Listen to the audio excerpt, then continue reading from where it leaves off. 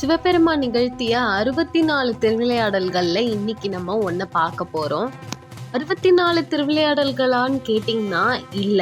இன்னமும் நிறைய பேர் வாழ்க்கையில சிவபெருமான் அவங்களோட பக்தியை சோதிக்கிறதுக்காக பல விஷயங்களை நிகழ்த்திட்டு தான் இருக்காரு.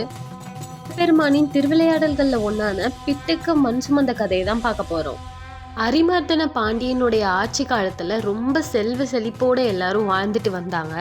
அப்பொழுது மணிவாசகர் அழைத்துட்டு வந்த குதிரையெல்லாம் நரியா மாறி ஓடினதுனால கோவப்பட்ட அரிமர்தன பாண்டியன் ஆற்றங்கரை ஓரமா மணல்ல நிக்க வச்சிருக்காங்க அந்த வெயில்ல. இத பார்த்து சிவபெருமான் நிறைய மழை பொழிய வச்சு அந்த கரையை உடைச்சு தண்ணி வரும்படி செய்தாரு. ஒரு கட்டத்துல இதனால மதுரையே அழியக்கூடிய நிலைமை வந்தது.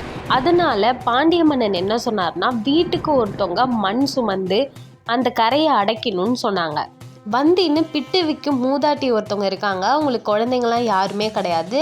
அவங்க தான் அந்த கரையை அடைக்கணும். கொஞ்சம் மண் எடுத்துட்டு போய் போடுறாங்க. அவங்க வயது அதிகமானதுனால அவங்களால அந்த வேலையை பார்க்க முடியல. இப்போ சிவபெருமான் கூலியாளா இந்த மூதாட்டிக்கு உதவி செய்யறதுக்காக வராரு. கூலிக்காரனா வந்த சிவபெருமான் மூதாட்டியை பார்த்து, உனக்காக நான் மண் சுமக்கிறேன், நீ எனக்கு என்ன தருவேன்னு கேட்குறாங்க. இந்த கிழவி கிட்ட வேற எதுவும் இல்லப்பா, நான் உனக்கு பிட்டு தரேன், நீ அதை சாப்பிடு அப்படி சொல்றாங்க. சிவபெருமானும் மூதாட்டி கொடுத்த பிட்டை சாப்பிட்டுட்டு உண்ட கலக்கம் தொண்டனுக்கும் உண்டுன்னு தூங்கிடுறாரு. எல்லாரும் வேலை பார்த்துட்டு இருக்காங்க.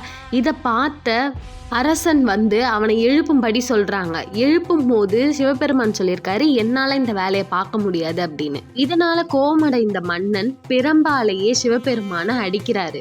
அந்த அடி மன்னர் உட்பட அங்கிருந்த எல்லாருக்குமே வலிக்குது. அப்பதான் அங்க இருக்க எல்லாருக்குமே புரியுது, வந்தது வேலைக்காரன் இல்ல சிவபெருமான்னு. இந்த மாதிரி சிவபெருமான் பல திருவிளையாடல்களை அரங்கேற்றம் பண்ணியிருக்கார்.